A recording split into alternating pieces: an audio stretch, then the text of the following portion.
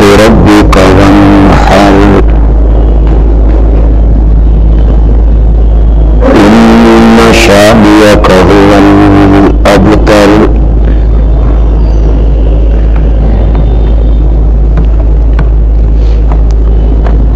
بے شک ہم نے آپ کو عطا کی خیر کثیر،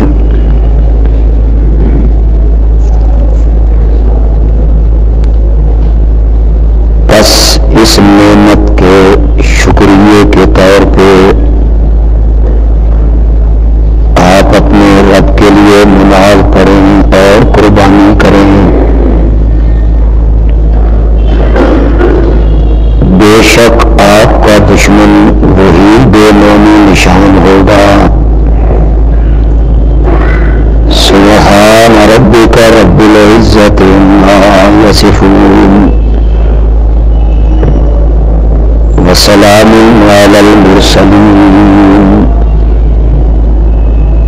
والحمد للہ رب العالمین۔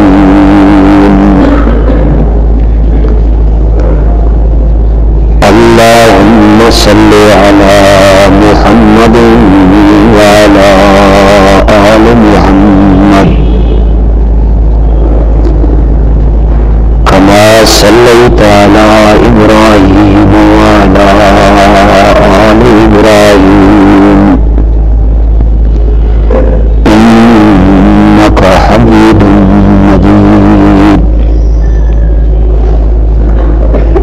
اللهم بارك على محمد وعلى آل محمد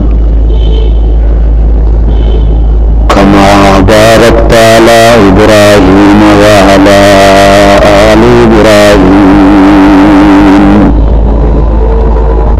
إنك حميد مجيد۔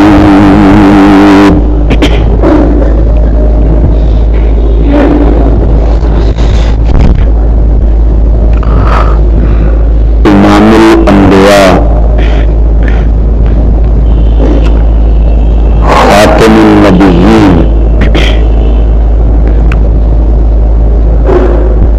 حضرت سیدنا محمد رسول اللہ صلی اللہ علیہ وسلم کے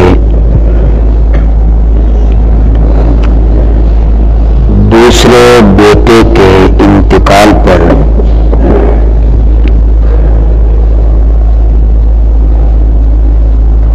مشرکین مکہ نے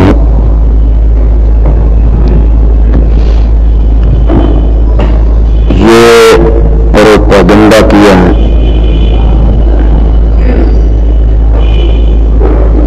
کہ محمد ابتر ہو گیا ہے صلی اللہ علیہ وسلم، یعنی ان کی نرینہ اولاد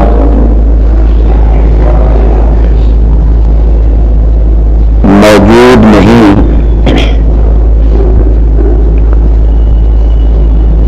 اور بندے کا نام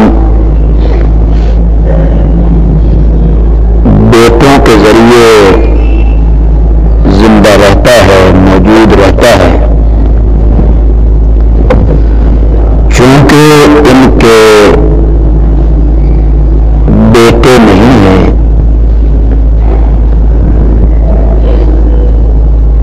اس لیے ان کی وفات کے بعد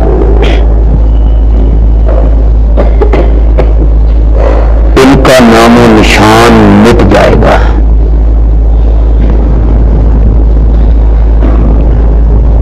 اپنے آپ کو بھی وہ تسلی دیتے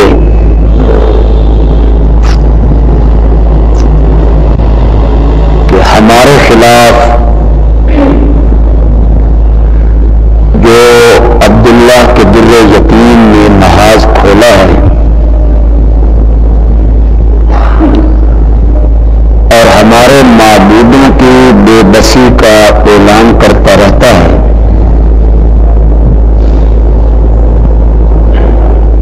یہ چند دنوں کی بات ہے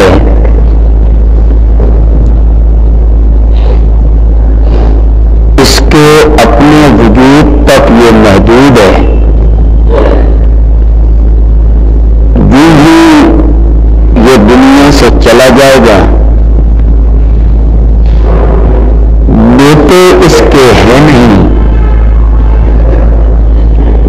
تو اس کا نام و نشان بھی دنیا سے مٹ جائے گا۔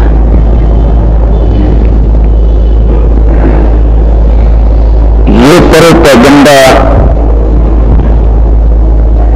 مشرکین مکہ نے بڑی منظم سازش کے تحت کیا، چنانچہ اس موقع پر اللہ رب العزت نے اپنے پیارے پیغمبر کو تسلی دینے کے لیے سورۃ کوثر نازل کی۔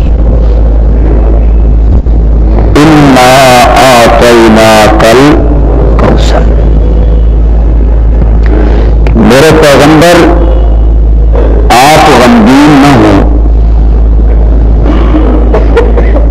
ان کے پروپیگنڈے سے آپ پریشان نہ ہوں۔ کیا ہوا جو ہم نے آپ کے بیٹے اپنے پاس بلا لیے؟ انا اعطیناک الکوثر،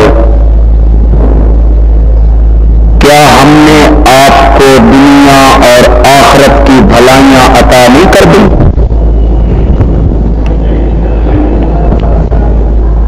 ہم نے آپ کو خیر و کثیر عطا کیا۔ کوثر کا معنی خیر و کثیر، بہت ساری بھلائیاں، دنیا کی بھی اور بہت ساری بھلائیاں آخرت کی بھی ہم نے آپ کو عطا کی ہیں۔ آپ کو غمگین ہونے کی ضرورت نہیں۔ کوثر کے مختلف معنی جو مختلف مفسرین نے اور صحابہ کرام نے کیے، ان میں ایک مفہوم ہے اس کا رفع ذکر، ذکر کی بلندی۔ یہ ہے کہ اللہ رب العزت کہنا یہ چاہتے ہیں کہ میرے پیغمبر آپ تسلی رکھیں، آپ پریشان نہ ہوں، ہم نے آپ کے ذکر کو، ہم نے آپ کے تذکرے کو صرف دنیا میں بلند نہیں کرنا، ہم نے آپ کے تذکرے کو میدان محشر میں بھی بلند کرنا۔ رفع ذکر، یہ کس طرح کہتے ہیں کہ آپ کا نام مٹ جائے گا؟ آپ کا نام لینے والا کوئی نہیں رہے گا۔ میرے پیغمبر، میں نے آپ کے ذکر کو اور آپ کے تذکرے کو اس طرح بلند کرنا ہے کہ اس دنیا میں جہاں کوئی میرا نام لے گا وہاں تیرا نام بھی لے گا۔ ذکر کی بلندی، کوثر کا مفہوم کیا ہے؟ ذکر کی، آپ کے تذکرے کو، آپ کے ذکر کو ہم نے بلند کیا ہے، آذانوں میں، تکبیروں میں، کلمے میں، جہاں میرا ذکر ہوگا وہاں تیرا ذکر بھی ہوگا۔ اور میرے پیارے پیغمبر اپنے تو اپنے رہے، دوست تو دوست رہے، کلمہ پڑھنے والے تو کلمہ پڑھنے والے رہے۔ انہوں نے تو آپ کو نبی ماننا ہے، رسول ماننا ہے، پیغمبر ماننا ہے، خاتم النبیین ماننا ہے۔ میرے پیغمبر اپنے دوست کلمہ پڑھنے والے یہ تو اپنی جگہ پہ رہے، میں تیرے ذکر کو اور تیرے تذکرے کو اتنا بلند کروں گا، اتنا بلند کروں گا، اتنا بلند کروں گا کہ تیرے دشمن بھی گواہیاں دیتے رہیں، تیرے دشمنوں کی زبان پر بھی تیرا نام جاری کراؤں گا، وہ بھی تیرے وصف بیان کریں گے، تیرے اوصاف بیان کریں گے۔ ایک ہندو شاعر ہے، اس نے امام الانبیاء سرور کائنات حضرت محمد الرسول اللہ صلی اللہ علیہ وسلم کے وصف میں، آپ کی تعریف میں کچھ شعر کہے ہیں اور حیران کر کے رکھ دیے۔ دشمن ہے، وہ آپ کو نبی نہیں مانتا، پیغمبر نہیں مانتا، اس نے آپ کا کلمہ نہیں پڑھا، وہ قرآن کو اللہ کی کتاب نہیں مانتا، وہ قیامت کا قائل نہیں، آپ کی رسالت و نبوت کا قائل نہیں، لیکن اس کے باوجود آپ کا ذکر اور آپ کا تذکرہ اس کی زبان پہ آیا اور اس نے کہا بچشم ضیاء از جمال محمد، بچشم ضیاء از جمال محمد، بقلبم غنا از خیال محمد، مثال محمد چگوئی نہ یابی مثال محمد صلی اللہ علیہ وسلم۔ اس طرح کے شعر اور اس طرح کی نعت علامہ اقبال نے بھی کہی، لیکن یہ تو کلمہ پڑھتا ہے، یہ آپ کو نبی مانتا ہے، آپ کو پیغمبر مانتا ہے، آپ کا امتی کہلاتا ہے۔ علامہ اقبال نے کہا تھا جہاں روشن است جمال محمد، دلم زندہ شد از خیال محمد، خوشا مسجد و مدرسہ خان کا ہے کہ درگاہ بود کی کال محمد۔ وہ مسجدیں کتنی اچھی ہوتی ہیں، وہ مدرسے کتنے اچھے ہوتے ہیں، وہ خانقاہیں کتنی اچھی ہوتی ہیں، جن مسجدوں میں، جن مدرسوں میں، جن خانقاہوں میں اس پیغمبر کا تذکرہ ہوتا رہتا ہے کہ درگاہ بود کی کال محمد۔ یہ علامہ اقبال نے کہا، لیکن ایک ہندو ہے اور بہت اونچا چلا گیا، کبھی دشمن کی زبان سے اللہ ایسے جملے نکالتے ہیں کہ دوست بھی حیران ہو جاتے ہیں۔ بڑی مدت کی بات ہے، ہم نے تو تاریخی کتابوں میں یہ باتیں پڑھی، کسی شاعر نے ہندوستان میں، جب پاکستان ہندوستان کی تقسیم نہیں ہوئی تھی، صرف ہندوستان تھا متحدہ، تو کسی شاعر نے ایک جملہ اخبار میں دیا، شعر کا ایک جملہ، اور اس نے ہندوستان کے شاعروں کو چیلنج کیا اس کو مکمل کرو، دوسرا جملہ اس کا لکھیے۔ جو جملہ اس نے دیا وہ جملہ تھا اس لیے تصویر جانا ہم نے کھنچوائی نہیں، کہ میں تصویر نہیں کھنچواتا، اس کی وجہ آپ دوسرے جملے میں بیان کرو کہ میں تصویر کیوں نہیں کھنچواتا، اس لیے تصویر جانا ہم نے کھنچوائی نہیں۔ پہلا جملہ مکمل کرو جس میں وجہ بیان ہو کہ تصویر کیوں نہیں کھنچوائی۔ بڑے بڑے لوگوں نے جواب لکھا، کسی نے کہا ایک سے جب دو ہوئے تو لطف یکتا ہی نہیں، اس لیے تصویر جانا ہم نے کھنچوائی نہیں۔ لیکن ایک ہندو شاعر نے اس کا جواب لکھا اور خدا کی قسم حیران کر کے رکھ دیا، کہتا ہے بت پرستی دین احمد میں کہیں آئی نہیں، بت پرستی دین احمد میں کہیں آئی نہیں، اس لیے تصویر جانا ہم نے کھنچوائی۔ کبھی کبھی دشمن بھی اس طرح کی باتیں کرتے ہیں کہ دوست بھی اس کو سن کے حیران ہو جاتے ہیں۔ ہندو شاعر کہتا ہے بچشم ضیاء از جمال محمد، بقلبم غنا از خیال محمد، کہتا ہے لوگوں میری آنکھ میں جو چمک ہے، میری آنکھ میں جو روشنی ہے، میری آنکھ میں جو ضیا ہے، نور ہے، یہ سب محمد کے حسن کی وجہ سے۔ بچشم ضیا جمال محمد بقلبم غنا از خیال محمد، کہتے ہیں میرے دل میں جو دنیا سے بے رغبتی پیدا ہوئی کہ دنیا کچھ نہیں ہے، دولت کچھ نہیں ہے، کوٹھیاں مربع کچھ نہیں ہے، یہ زندگی عمر کچھ نہیں ہے، میرے دل میں جو دولت سے بے رغبتی پیدا ہوئی، کہتا ہے یہ خیال محمد کی وجہ سے ہوئی۔ میرے ذہن میں محمد کا خیال آتا ہے تو دل میں بے رغبتی پیدا ہوتی ہے دنیا سے، کہ جب انہیں اللہ نے کہا تھا میرے پیارے پیغمبر اگر آپ کہیں تو میں احد پہاڑ تیرے لیے سونے کا بنا دوں، سونے کا بنا دوں میں احد پہاڑ آپ کے لیے، اگر آپ کہیں تو نبی پاک نے جواب دیا تھا مولا آپ کہتے ہیں احد پہاڑ سونے کا بنا دوں اور مجھ سے پوچھو تو میری تمنا یہ ہے ایک وقت کا کھانا دیا کر، دوسرے وقت کا نہ دیا کر کہ تجھ سے مانگتے ہوئے لطف محسوس۔ بکل بم غنا از خیال محمد، کہتے ہیں میرے دل میں اگر دنیا سے بے رغبتی پیدا ہوئی ہے کہ دنیا کچھ نہیں ہے، مال کچھ نہیں ہے، تو یہ خیال محمد کی وجہ سے پیدا ہوئی ہے۔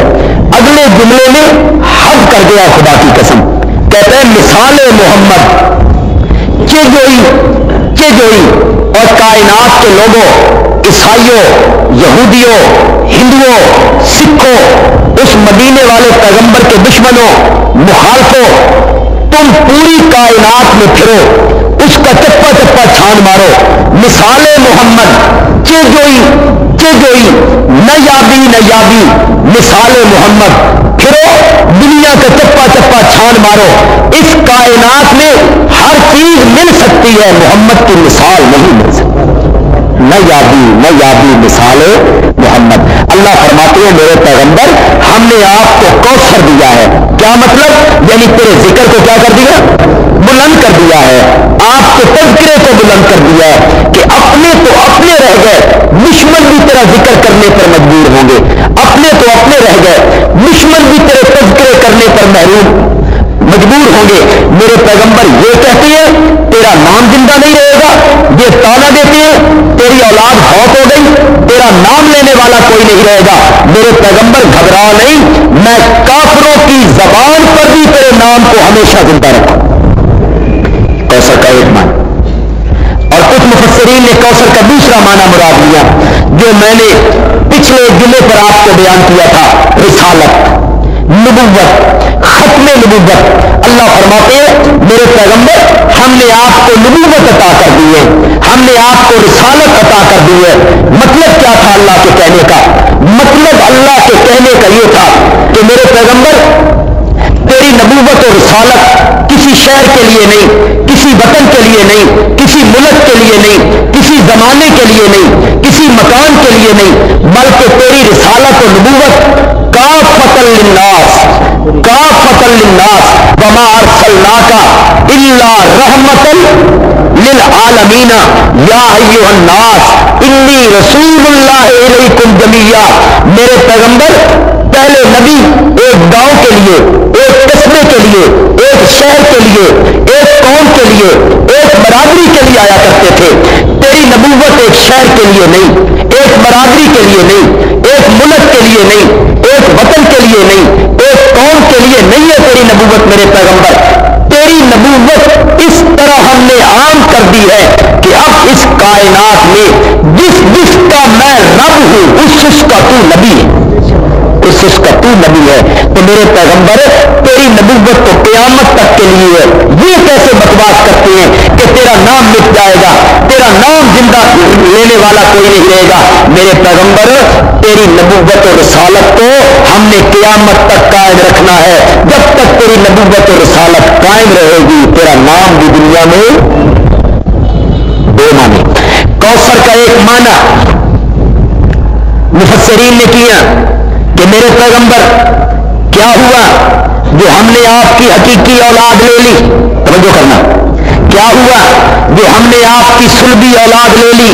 کیا ہوا جو آپ کا بڑا بیٹا قاسم انتقال کر گیا، میرے پیغمبر کیا ہوا جو آپ کا چھوٹا بیٹا عبداللہ انتقال کر گیا، میرے پیغمبر تیری حقیقی اولاد، تیری سلبی اولاد ہم نے واپس لے لی، اور حقیقی اولاد کی جگہ ہم نے اس امت کے لوگوں کو جو کلمہ پڑھنے والے ہیں ان کو تیری روحانی اولاد بنا دیا ہے۔ یہ سارے تیری روحانی اولاد ہیں میرے پیغمبر، یہ بلال ہے، یہ صہیب ہے، یہ ابو ذر ہے، یہ سلمان ہے، یہ صدیق اکبر ہے، یہ فاروق اعظم ہے، یہ ذی النورین ہے، یہ حیدر کرار ہے، میرے پیغمبر یہ جتنے صحابہ ہیں یہ ساری تیری روحانی اولاد ہے۔ کیا ہوا جو ہم نے جسمانی اولاد آپ کی واپس لے لی، سلبی اولاد ہم نے آپ کی واپس لے لی، اس کی جگہ پہ ہم نے آپ کو روحانی اولاد عطا کی ہے۔ میرے پیغمبر کوئی بیٹا کائنات کا اپنے سکے باپ کے لیے اتنی قربانی نہیں پیش کرے گا جتنا تیرا روحانی بیٹا تیری عزت کے لیے قربانی پیش کرے گا۔ میرے پیغمبر یہ اولاد تیری قیامت تک رہے گی، اللہ اکبر۔ پھر اولاد بھی اللہ نے کیسی عطا کی؟ ذرا تقابل ہو تو پھر بات ذرا جلدی سمجھ آ جاتی ہے، تھوڑا سا تقابل کرے نا پھر بات نکھرتی ہے۔ حضرت موسیٰ علیہ السلام کی قومیں، صحابہ ان کو ملے تھے، کلمہ پڑھنے والے ان کو ملے تھے۔ حضرت موسیٰ علیہ السلام کی قوم پر اللہ نے انوارات کی، مہربانیوں کی، اپنی رحمتوں کی بارش برسا دی ہے۔ سمندروں نے ان کو راستے دے دیے، سمندروں نے ان کو راستے دے دیے۔ ایک کھلے میدان میں وہ قوم پہنچی ہے، پیاس ان کو محسوس ہوئی ہے، انہوں نے وقت کے پیغمبر سے التجا کی ہے کہ پیاس بڑی لگی ہے، اس پورے میدان میں کوئی پانی نہیں ہے۔ اللہ نے ان کے لیے چشموں سے، پتھروں سے پانی کے چشمے جاری کر دیے۔ ایک میدان میں پتھروں سے چشمے نکلنے لگے، ان کو پانی پینے کے لیے وہ چشمے عنایت کر دیے۔ جب اس قوم کو بھوک محسوس ہوتی ہے اللہ نے فرمایا من سلوا تم پر اتار دیا ہے، مٹیرے مانوس کر دیے، صبح کے وقت مٹیرے تمہارے قریب آ جائیں گے، ان کو پکڑو، ذبح کر کے کھاتے رہو۔ اور ایک ترنجبین میٹھی سی چیز شبنم کی طرح درختوں پر صبح کے ٹائم اللہ تعالیٰ ڈال دیا کرتے تھے، اس ترنجبین کو کھا لو۔ من سلوا اللہ نے دے دیا، مٹیرے دے دیے، میٹھی چیز کھانے کے لیے اللہ نے دے دی۔ اور جب اس قوم کو دھوپ محسوس ہوئی ہے اللہ نے ان پر بادلوں کا سایہ کر دیا ہے، دھوپ محسوس ہوئی ہے اللہ نے بادلوں کا سایہ کر دیا ہے۔ بڑی مہربانیاں کی ہیں اللہ نے، بڑی مہربانیاں کی ہیں اس قوم پر، انعامات کی حد کر دی اللہ نے اس قوم پر، بادلوں نے ان کے سروں پہ سایہ کیا ہے، کھلے میدان میں پینے کے لیے اللہ نے ان کو پانی نصیب کیا ہے، سمندروں نے ان کے لیے راستے بنا دیے، سمندروں نے راستے دیے، بٹیرے اور ترنجبین مفت میں اللہ نے اس کھلے میدان میں ان کو کھانے کے لیے دیے۔ یہ ساری نعمتیں کرنے کے بعد اللہ نے فرمایا شام بیت المقدس کی طرف چلے جاؤ، ہم تمہیں فتح دیں گے، لڑائی تھوڑی سی لڑنی پڑے گی، جنگ تھوڑی سی کرنی پڑے گی، جہاد تھوڑا سا کرنا پڑے گا، اور تمہیں یقین دلاتے ہیں کہ فتح تمہیں عطا کر دیں گے، وہ علاقہ تمہیں واپس لے دیں گے جو دشمنوں نے تم سے چھین لیا تھا۔ جب حضرت موسیٰ علیہ السلام نے قوم کو اللہ کا یہ پیغام سنایا کہ جہاد کرنا ہے، تو ترنجبین کھانے والی قوم، مٹیرے کھانے والی قوم، چشموں کا پانی پینے والی قوم، جن پر بادلوں نے سایہ کیا تھا، وہ قوم حضرت موسیٰ علیہ السلام سے کہتی ہے فَاذْهَبْ أَنْتَ وَرَبُّكَ، فَاذْهَبْ أَنْتَ وَرَبُّكَ، تو جا اور تیرا رب جائے، فَقَاتِلَا، تم دونوں جا کے لڑو، اِنَّا ہَاہُنَا قَاعِدُونَ، ہم تو یہاں بیٹھے ہوئے، مٹیرے مل رہے ہیں، ترنجبین مل رہی ہے، پانی وافر تعداد میں ہے، نعمتیں استعمال ہو رہی ہیں، تو جان تیرا رب جائے، جاؤ قاتلا، دونوں جا کے لڑو۔ اور دیکھنا آگے طنز سنو، طنز کیا کرتے ہیں، کہتے ہیں موسیٰ علیہ السلام دیکھنا جب فتح ہو جائے تو سن ضرور دس دیں گی، اگر وہ علاقہ فتح ہو جائے نا تو ہمیں ضرور خبر کرنا، پھر ہم بھی آ جائیں گے، پھر ہم بھی آ جائیں گے جب وہ علاقہ فتح ہو جائے گا۔ جن لوگوں کو اللہ نے کھانے کے لیے مفت میں بٹیرے دیے تھے، جن لوگوں کو اللہ نے کھانے کے لیے آسمان سے مفت میں رزق اتارا تھا، جن لوگوں پر دھوپ سے بچنے کے لیے بادلوں نے سائے کر دیے تھے، جن لوگوں کو پینے کے لیے پتھروں سے رب نے چشمے جاری کر دیے تھے، جب وقت آیا مصیبت کا، جب وقت آیا دکھ کا، جب وقت آیا تکلیف کا، جب وقت آیا لڑنے کا، تو وہ ہتھیار پھینک کے کہتے ہیں تو جان تیرا رب جانے۔ اس کے مقابلے میں میرے آخری پیغمبر کے صحابہ ہیں جن کے پاس کھانے کے لیے بٹیرے کوئی نہیں ہے، ترنجبین کوئی نہیں ہے، بادلوں نے ان کے سروں پہ سایہ کوئی نہیں کیا، چشمے ان کے لیے جاری نہیں ہوئی ہے، بلکہ 24 گھنٹے میں کھانے کے لیے ایک کھجور ملتی ہے۔ تبوک کے میدان کی طرف جاتے ہوئے 36 آدمیوں کے لیے ایک سواری ہے، 35 آدمی پیدل چلتے ہیں، ایک آدمی سفر کرتا ہے کلومیٹر، 2 کلومیٹر، 3 کلومیٹر، پھر وہ اترتا ہے، دوسرا چڑھتا ہے، وہ اترتا ہے، تیسرا چڑھتا ہے۔ 36 بندوں کے لیے ایک سواری ہے، ایک سوار ہو رہا ہے، 35 اس کے ساتھ پیدل چل رہے ہیں۔ ان کے پاؤں میں پہننے کے لیے جوتیاں نہیں ہیں، انہوں نے سروں سے پگڑیاں اتار لی ہیں، اپنے پاؤں پر وہ پگڑیاں انہوں نے لپیٹ لیے۔ ریگستان کا علاقہ ہے، ریتلا علاقہ ہے، گرمیوں کا موسم ہے، کھجوریں پکی ہوئی ہیں، اور گرمیوں کا موسم ہو، ریگستان کا علاقہ ہو، ریت تب کے کوئلہ بن جاتی ہے، کوئلہ بن جاتی ہے ریت دوپہر کے وقت۔ ان کے پاس کوئی سامان نہیں ہے، پاؤں میں جوتیاں نہیں ہیں۔ حدیث اور تفسیر کی کتابوں میں آتا ہے کہ جب دھوپ ان کو محسوس ہوتی ہے، چھتری کوئی نہیں، رومال کوئی نہیں، کپڑا کوئی نہیں، یہ اپنے ہاتھ آنکھوں پہ رکھتے ہیں، ہاتھ یوں آنکھوں پہ رکھ کر دھوپ کی تپش سے جو بچنا چاہتے ہیں، 24 گھنٹے میں کھانے کے لیے ان کو ایک کھجور ملتی ہے۔ اور جب صحابی نے اپنے شاگردوں کو یہ بتایا کہ 24 گھنٹے میں کھانے کے لیے ہمیں ایک کھجور ملا کرتی تھی، تو شاگرد حیران ہو کے پوچھتے ہیں استاد محترم 24 گھنٹے میں ایک کھجور گزارا کس طرح ہوتا تھا؟ تو صحابی کہتا ہے اس کھجور کی قدر و قیمت کا اندازہ اس وقت محسوس ہوا جب کھجور نہیں ملتی تھی، پھر ہم درختوں کے پتے کھایا کرتے تھے، پھر ہم درختوں کے پتے کھایا کرتے تھے۔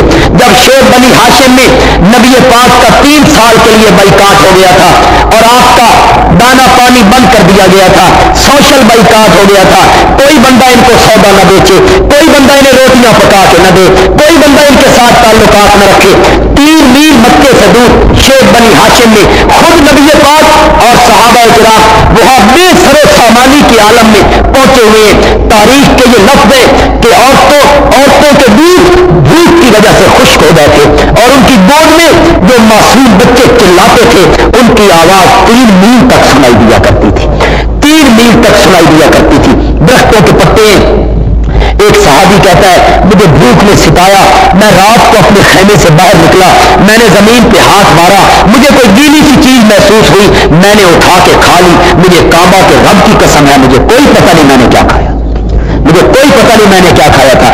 جن کے پاس کھانے کے لیے ایک کھجور کا دانہ ہے، درختوں کے پتے وہ کھا کے گزارا کرتے ہیں، ان کے پاؤں میں پہننے کے لیے جوتیاں موجود نہیں ہے، ان کا پورا لباس ان کے جسم پہ موجود نہیں ہے، کپڑا دھوپ سے بچنے کے لیے سر پہ رکھنے کے لیے موجود نہیں ہے۔ ان صحابہ کے سامنے جب بدر کے میدان میں نبی پاک نے فرمایا تھا اور ہم تو نکلے تھے 70 آدمیوں کے قافلے کا راستہ روکنے کے لیے، یہ کیا ہو گیا؟ 1000 کا لشکر، ابو جہل کا لشکر، جرار لشکر، مسلح لشکر، جنگجو لشکر، تجربہ کار لشکر، ہتھیاروں سے لیس لشکر سامنے آ گیا، بڑے بڑے بہادر، بڑے بڑے پہلوان ہمارے سامنے آ گئے۔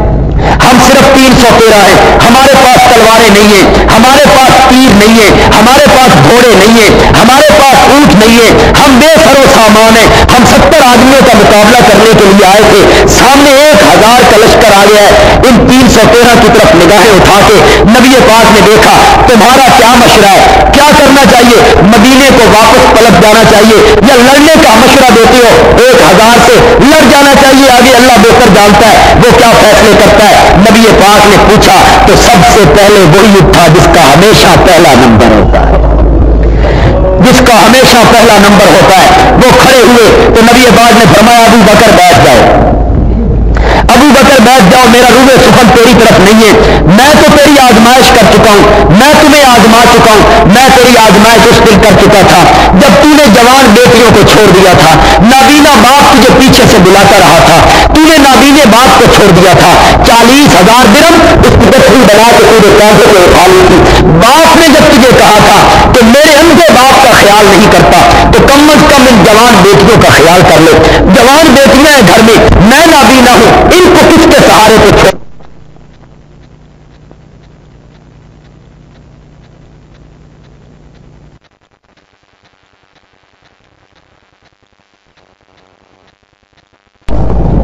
جانتے ہو میرے دروازے پہ کون آیا ہے؟ میرے دروازے پہ وہ آیا ہے جس کے دروازے پہ جبریل دربان بنا کرتا ہے، جبریل دربان بنا کرتا ہے، ساری کائنات چل کر جس کے دروازے پہ آتی ہے، عمر فاروق چلے تو نبوت کے دروازے پر، عثمان ذو النورین چلے تو نبوت کے دروازے پر، حیدر کرار چلے تو نبوت کے دروازے پر، حمزہ چلے تو نبوت کے دروازے پر، جبریل چلے تو نبوت کے دروازے پر، فرشتے چلے تو نبوت کے دروازے پر، ساری کائنات چل کے نبوت کے دروازے پر، اس کائنات میں صرف کاشانہ صدیق ہے جہاں چل کے نبوت خود جایا کرتی، نبوت اس کے دروازے پہ چل کے آئی ہے، ہجرت کا رفیق بنانے کے لیے، ہجرت کا ہم سفر بنانے کے لیے۔ بیٹھ جاؤ ابو بکر، میں تمہارا تجربہ کر چکا ہوں، میرا روح سخن مہاجرین کی طرف نہیں ہے، مہاجرین سے میں نے کیا پوچھنا ہے، انہوں نے تو میرے لیے وطن چھوڑا، انہوں نے میرے لیے گھر چھوڑا، انہوں نے میرے لیے کاروبار چھوڑا، انہوں نے میرے لیے دکانیں چھوڑی، انہوں نے میرے لیے بال بچوں تک کو چھوڑ دیا،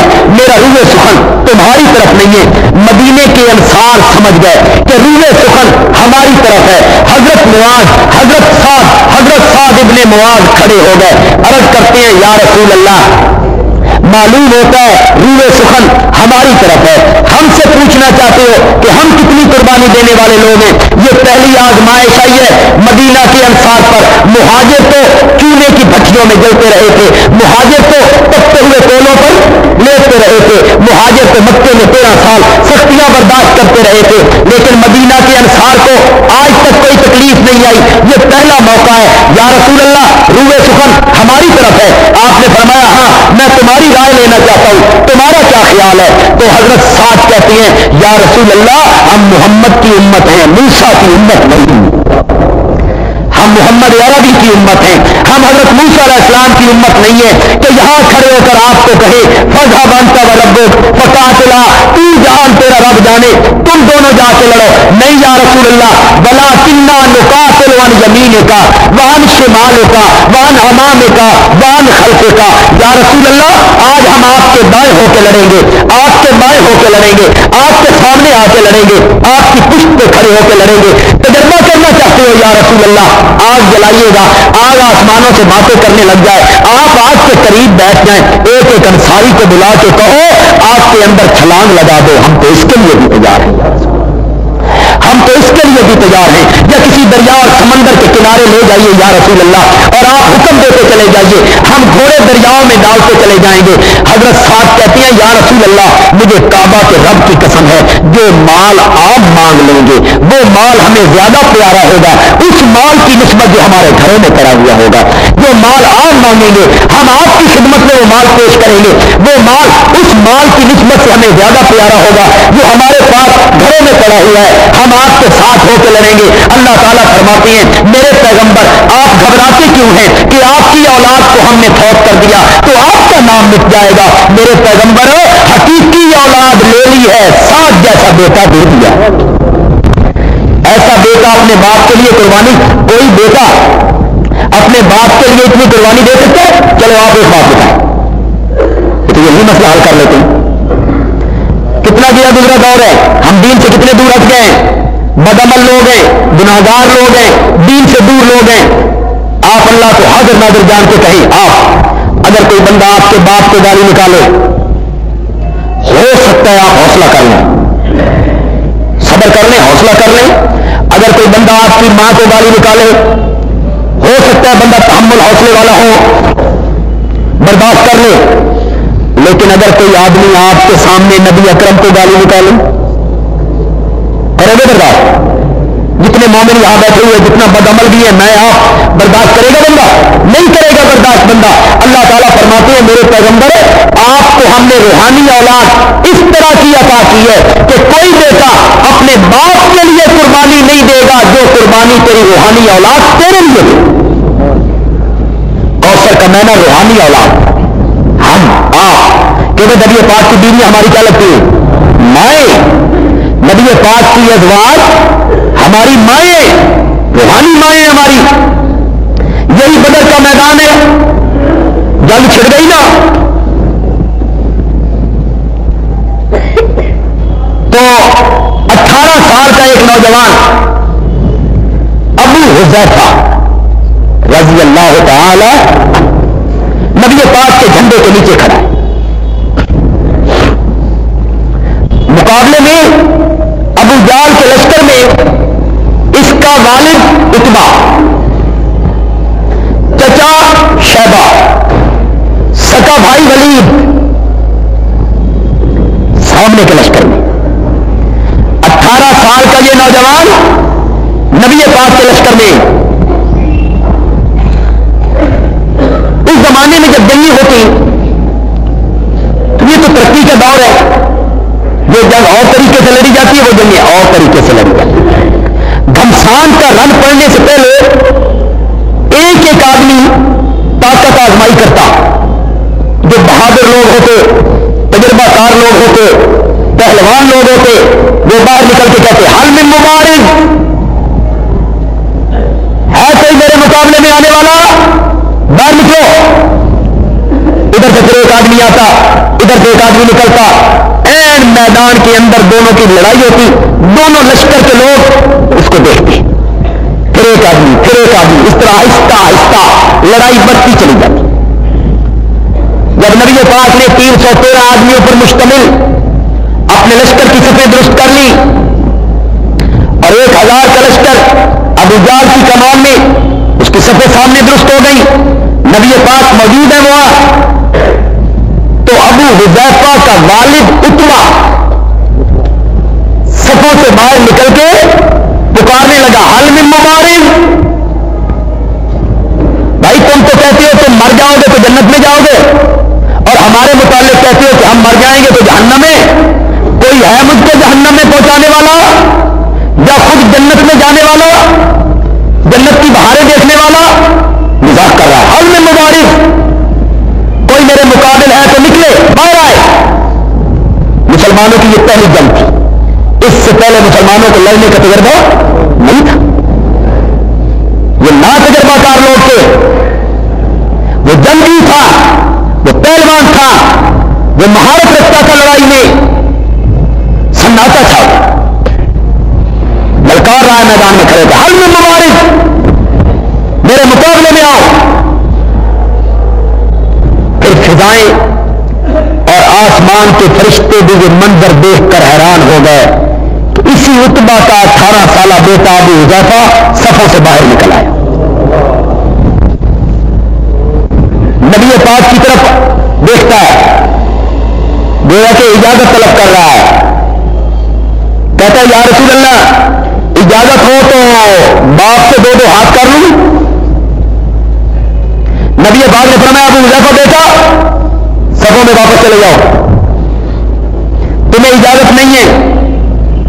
اس لیے کہ آج اگر میں تیرے باپ کے مقابلے میں تجھے میدان میں اتار دوں تو دنیا کفر، دنیا یہودیت، دنیا عیسائیت یہ زہریلا پروپیگنڈا شروع کرے گی کہ جو لوگ اس نبی کا کلمہ پڑھ لیتے ہیں وہ اتنے بے دید ہو جاتے ہیں کہ باپ کا بھی حیا نہیں کرتے.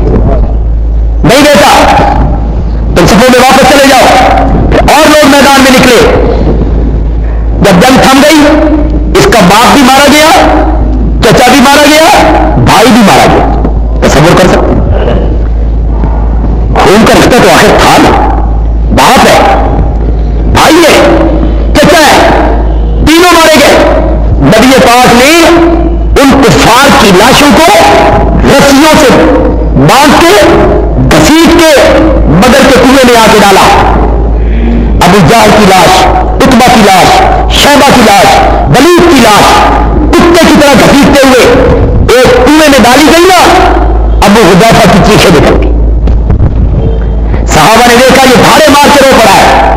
नबी पाक तक इत्तला पहुंची। नबी पाक ने फरमाया अबू हुदैफा बेटा, बाप की ये जिल्लत देख के रोते हो? तो उसके पांव में रस्सी डाली गई और घसीट के एक कुएं में डाला गया है।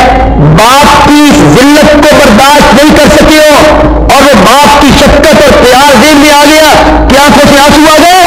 हजरत अबू हुदैफा कहते हैं या रसूल अल्लाह, जब से आपका कलमा पड़ा है तो बाप आपको मान रखा है, आपको बाप तस्लीम की है। मैं इसलिए नहीं रोया हूं कि मेरे बाप के साथ सलूक अच्छा नहीं हुआ या बुरा सलूक किया गया मेरे बाप के साथ। रोया मैं इसलिए हूं, काश मेरे बाप को जिंदगी के कुछ दिन और मिल जाते, अल्लाह करता ये भी इस्लाम कबूल कर लेता, ये भी मोमिन बन जाता, ये भी मुसलमान हो जाता। अब ये कुफर की हालत में मरा है, सारी जिंदगी इसको जहन्नम में जलना होगा, सजा भुगतनी होगी। अल्लाह फरमाते हैं मेरे पैगंबर क्या हुआ जो हमने आपकी हकीकी औलाद वापस ले ली? मेरे पैगंबर क्या हुआ जो हमने आपकी सुन्नी औलाद वापस ले ली? उसकी जगह पे हमने आपको अबू हुदैफा जैसे बेटे अता कर दी। इन्ना आतैना कल कौसर से मुराद क्या है जी? रूहानी औलाद, जिन्होंने अपने बाप को छोड़ा, जिन्होंने अपनी मां को छोड़ा, जिन्होंने अपने बड़ों को तरक किया, छोड़ दिया और नबी पाक को सीने के साथ लगाया। हजरत साद है ना, ये और साद है, ये वो साद है जिनको नबी पाक ने जन्नत की बशारत दी। खूबसूरत मक्के का नौजवान,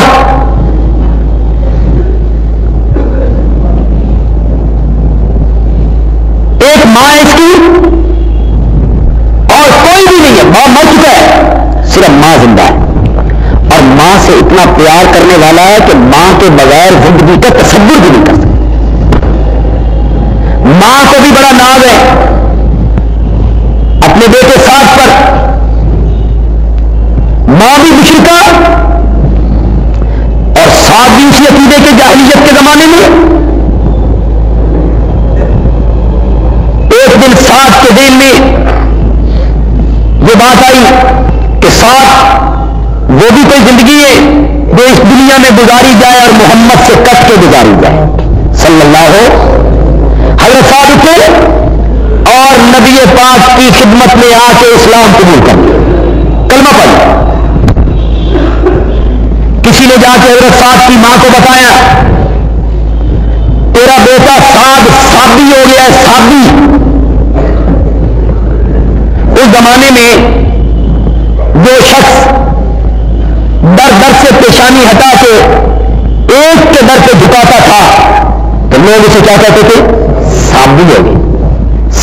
साबी का तर्जुमा है वहाबी हो गए, वहाबी हो गए। लोग कहते हैं ना, बड़े खुश होते हैं लोग कह के। हम लोग तो ये समझते हैं कि हमने किसी को वहाबी कह दिया तो इतनी बड़ी गाली बका दी, वहाबी कह दी, और पता नहीं होता वो वहाबी होता कौन है, पता नहीं किस वजह से वहाबी कहते हैं। मोहम्मद इब्न अब्दुल वहाब की वजह से कहते हैं, वो जो सऊदी अरब में इनकलाब लेके आया था, मोहम्मद इब्न अब्दुल वहाब नजदी, जिसके मुरीद हैं ये सारे हुक्मरान, और इनकलाब वो शख्स लेके आया था और उसने सारे मिजार जमीन के बराबर कर दिए थे। ये शाह फैद के वालिद ने सारे मिजार जमीन के बराबर कर दिए, गिराए गए। हिंदुस्तान के उलमा बड़े चीखे चिल्लाए। एक वफद यहां का गया सऊदी अरब, उसने इनको शाही मेहमान बनाया, शाही मेहमान बनाया शाह अब्दुल अजीज ने, अल मलिक अब्दुल अजीज शाही मेहमान बनाया, इनको खाने वगैरह दिए, इनको वहां रखा, फिर इनको बुलाया, हाँ क्या कहना चाहते हो? इन हिंदुस्तान के उलमा ने कहा जनाब आपने जन्नतुल बकी में, जन्नतुल मोहल्ला में वो गुंबद, वो मिजार, वो पक्की कब्रें आपने गिराई हैं और एक मालिश के बराबर कर दिए। ये बड़ा जुल्म हुआ है जी, ये बड़ी तौहीन है जी, ये बड़ी गुस्ताखी है जी सहाबा के मिजार से जी, फलां के मिजार से। सुनता रहा अब्दुल अजीज, उसने अपने सऊदी अरब के उलमा को भी अपने पास बुला लिया था, वो भी बैठे हुए थे।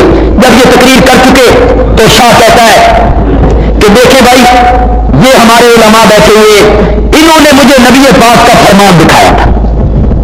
مسلم شریف میں، ترمذی میں، حدیث کی کتابوں میں نبی پاک نے حضرت علی کو بھیجا تھا اور فرمایا تھا علی جاؤ، جو قبر ایک بالش سے اونچی نظر آتی ہے اس کو زمین کے، یہ مسلم کی روایت ہے، یہ جو گنبد بنتے ہیں اور یہ بڑی بڑی قبریں اونچی بنائی جاتی ہیں یہ شریعت اسلامیہ کے خلاف ہیں، ہماری شریعت اس کی اجازت نہیں دیتی، پختہ قبر کی بھی ہماری شریعت اجازت نہیں دیتی، ہماری شریعت کہتی ہے کچی قبریں رکھو۔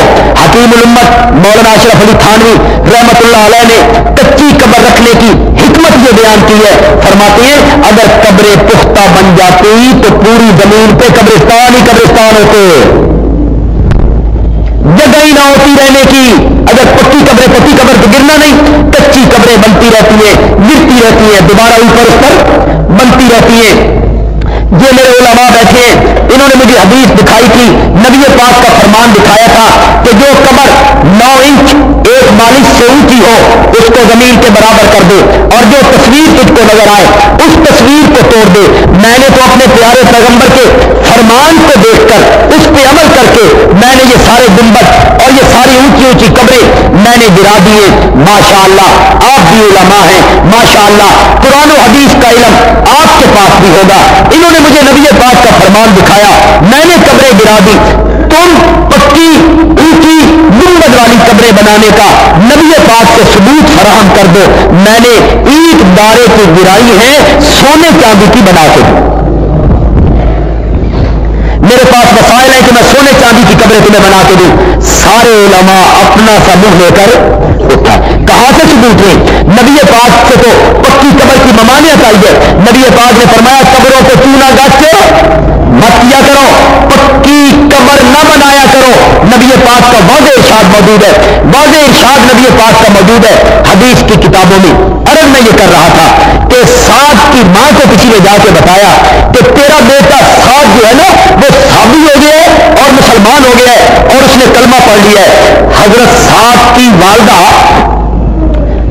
جس نے بڑے ناز سے، نخرے سے، پیار سے، شفقت سے، محبت سے سعد کو پالا تھا، گود میں کھلایا تھا، بڑا پیار کرتی تھی، انہیں بھی پتا تھا کہ سعد میرے بغیر زندگی کا تصور نہیں کر سکتا، میرے پاؤں میں کانٹا چبھ جائے تو سعد برداشت نہیں کرتا، اس کو رات کو نیند نہیں آتی، اتنی محبت کرتا ہے میرے ساتھ، اتنا پیار کرتا ہے میرے ساتھ۔ جب اسے پتا چلا تو اس نے احتجاج کیا، کہنے لگی جب تک سعد واپس اپنے پرانے دین میں نہیں آئے گا، جب تک سعد اس نبی پاک کو نہیں چھوڑ دے گا، اس وقت تک میں سائے میں نہیں بیٹھوں گی،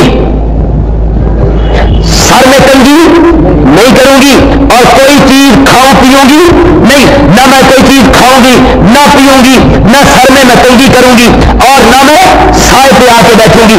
یہ منت مان کے قسم اٹھا کے دھوپ پہ جا کے بیٹھ گئی، سر کے بال اس نے کھول لیے، اس میں تنگی نہیں کرنی ہے، تیل نہیں ڈالنا ہے، کوئی چیز نہیں کھانی ہے۔ کسی نے جا کے سعد کو بتایا تم یہاں کلمے پڑھ رہے ہو، ذرا اپنی ماں کی حالت کو دیکھو، تیری ماں کی حالت کیا بن گئی ہے، وہ دھوپ میں بیٹھی ہے، کہتی ہے میں چھاؤں میں نہیں آؤں گی، وہ کہتی ہے میں کھاؤں پیوں گی کوئی چیز نہیں، سر میں تنگی میں نہیں کروں گی۔ حضرت سعد وہاں سے اٹھے اور اٹھ کے اپنی ماں کے پاس آئے، کہتے ہیں ماں جی کیا بات ہے، آپ نے یہ احتجاج کیوں کر رکھا ہے؟ کہتی ہے میں نے سنا ہے تو صحابی ہو گیا ہے، تو نے محمد عربی کا کلمہ پڑھ لیا ہے، تو نے ان پر ایمان قبول کر لیا ہے۔ کہ ہاں ماں آپ نے صحیح سنا ہے۔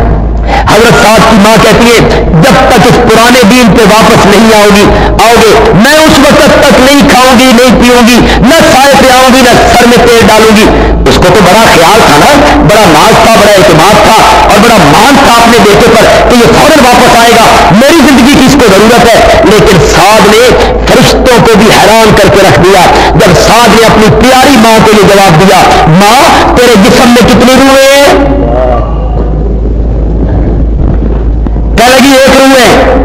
حضرت سعد نے فرمایا اگر تیرے جسم میں 100 روحیں ہوتی اور دھوپ میں تڑپ تڑپ کے ایک ایک کر کے نکل جاتی میں یہ برداشت کر سکتا ہوں، محمد عربی کا دامن نہیں چھوڑ سکتا صلی اللہ علیہ وسلم۔ اللہ فرماتے ہیں میرے پیارے پیغمبر کیا ہوا جو تیری حقیقی اولاد ہم نے واپس لے لی ہے، تیری حقیقی اولاد واپس لے کے سات جیسے بیٹے تجھے عطا کر دیے جو تیری محبت پر ماں کی محبت کو قربان کر دیتے ہیں۔ جب سعد نے یہ جملے کہے تو ماں تو حیران ہوگی، یہ سعد بول رہا ہے کہ ایک ایک کر کے تیری روح طرف طرف کے نکل جائے، میں یہ برداشت کر لوں گا لیکن میں تیری بات کو ماننے کے لیے تیار نہیں ہوں۔ سعد کی ماں کہتی ہے سعد بیٹا کیا کہہ رہے ہو؟ یہ ماں کی ٹھنڈی چھاؤں کہیں نہیں ملتی، کہیں نہیں ملتی، ماما ٹھنڈیاں چھاؤں۔ کسی نے کہا سچ کہا، ماما ٹھنڈیاں چھاؤں کب تک؟ جب تک بیوی نہ آئے، پھر ٹھنڈی چھاؤں بدل جایا کرتی ہے، ٹھنڈی چھاؤں بدل جایا کرتی ہے۔ 2 مہینے کے بعد بیوی کہتی ہے الگ ہو جا، میں تب رہوں گی۔ یہ آگے اس بیوی کو نہیں کہتا بات سن، میری ماں نے مجھے 22 سال پالا ہے، 22 سال 24 سال 25 سال دکھ اٹھائے ہیں، مجھے پالا ہے، 24 سال کی محبت 2 مہینوں پہ قربان کر دی؟ 2 مہینوں میں بدل جاؤں؟ ماں کی محبت کو 2 مہینوں پہ قربان کر دیا؟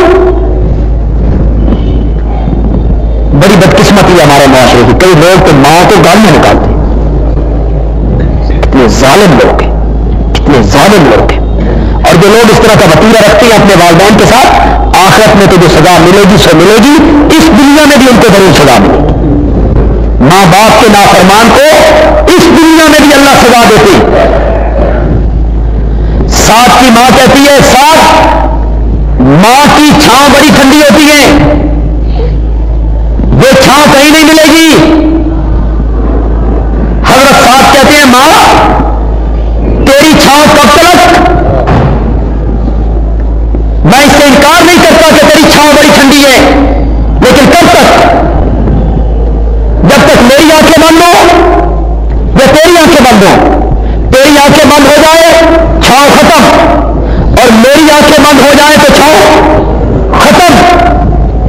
زندگی تک تیری ٹھنڈی چھاؤں رہ سکتی ہے، باقی میدان معاشر میں ماں جب میں وہاں آؤں گا نا میدان معاشر میں تو تو بھی بول اٹھے گی، رب کو کہے گی مولا یہ میرا بیٹا نہیں ہے، ماں میں تیرا بیٹا ہوں، تو کہے گی نہیں یہ میرا بیٹا نہیں ہے، اس کو جہنم میں ڈال دو، اس کو دوزخ میں ڈال دو، مجھے بچاؤ۔ یوم یفر المرء من اخیہ، بھائی بھائی سے بھاگے گا، ماں بیٹے کو چھوڑ کے بھاگ جائے گی، بہن بھائی سے بھاگ، سارے ایک دوسرے کو چھوڑ کے بھاگ جائیں گے۔ ماں یہ ٹھنڈی چھاؤں دنیا تک ہے، میدان معاشر میں تو رب کے سامنے کھڑے ہو کے کہے گی ڈال دو مولا اس کو جہنم میں، آگ کے حوالے کر دو اس کو، مجھے بچاؤ مجھے بچاؤ مجھے بچاؤ۔ ماں جب تو دھتکارے گی، جب تو انکار کر دے گی، اس وقت محمد عربی اپنے جھنڈے کے نیچے جگہ عطا کرنا، وہ کہیں گے ساتھ بیٹا ادھر آ جاؤ، کیا ہوا جو ماں نے دھتکار دیا ہے، آؤ میں تجھے اپنے کوثر سے جام پلاؤں کہ جس نے ایک گھونٹ اس کوثر کے جام کا پی لیا لم یظمأ ابدا، اس کے بعد اسے کبھی پیاس نہیں لگے گی، کبھی پیاس اس کو نہیں لگے گی۔ آؤ میں تمہیں کوثر سے جام پلاؤں، آؤ میں تمہیں اپنے جھنڈے کے نیچے جگہ دوں، ساتھ بیٹا آؤ میں تجھے آج اپنے مقام شفاعت کی چادر کے نیچے ڈھانپ لوں۔ حضرت سعد نے ماں کو جواب دے دیا، حضرت سعد نے ماں کی محبت نبی پاک کی محبت کو قربان کر دی، ماں کو چھوڑ دیا، نبی پاک کو نہیں چھوڑا، ماں کو جواب دے دیا، نبی پاک کا دامن نہیں چھوڑا۔ اللہ تعالیٰ فرماتے ہیں میرے پیغمبر آپ کی حقیقی اولاد، آپ کی سلبی اولاد ہم نے واپس لے لی ہے، یہ تانے مارتے ہیں تیرا نام مٹ جائے گا، تیرا نام لینے والا کوئی نہیں ہوگا۔ میرے پیغمبر یہ جتنے کلمہ پڑھنے والے لوگ ہیں یہ سب تیری روحانی اولاد ہے، یہ سب تیری روحانی اولاد ہے۔ انا کوئی نہ کل کوثر، کوثر کا میں نے روحانی اولاد، یہ کلمہ پڑھنے والے تجھے بیٹے دیے، بلال جیسا بیٹا دیا، سعد جیسا بیٹا دیا، ہم نے تجھے صحابہ جیسے بیٹے دیے، تابعین جیسے بیٹے دیے، یہ کلمہ پڑھنے والے لوگ میرے پیغمبر تیری اولاد ہیں، اور یہ قیامت تک کلمہ پڑھنے والے لوگ آتے رہیں گے، جب تک تیرے امتی دنیا میں رہیں گے تیرا نام بھی دنیا میں زندہ رہے گا۔ وآخر دعوانا الحمدللہ رب العالمین. چلیے جی دیکھیں رمضان المبارک کا آخری جمعہ ہے اور وہ بھی ہو سکتا ہے کہ آخری دن بھی ہو. چاند طلوع ہو تو کل عید ہو. خدا معلوم اگلے سال کس کو یہ مہینہ نصیب ہوگا اور کس کس کو یہ مہینہ نصیب ہی نہیں. بڑی رحمتوں سے بھرپور مہینہ آیا اور بڑی تیزی کے ساتھ گزر گیا. ایک تو میں آپ سے یہ کہنا چاہتا ہوں کہ درس قرآن کا یہ جو سلسلہ ہے نا وہ انشاءاللہ یہاں 18 ملاق کی مسجد میں سارا سال جاری رہتا ہے. بس فرق صرف اتنا ہے کہ رمضان المبارک میں عصر کے بعد ہوتا تھا درس اس مجبوری کے تحت روزے اور باقی دنوں میں یہ درس جو ہے یہ مغرب کے بعد ہوتا ہے. یہ درس مغرب کے بعد ہوتا ہے 1 گھنٹہ یا 1.25 گھنٹہ. ہر جمعے کو مغرب کی نماز کے بعد اسی مسجد میں درس ہوتا ہے. سورۃ کوثر ہم نے شروع کی. میرا خیال یہ تھا کہ میں 5 دنوں میں اس کو بیان کر دوں گا لیکن قرآن پاک کی تفسیر یا یہ دین کی باتیں جو ہیں کوئی 1-2 دن کی بات تو ہے نہیں.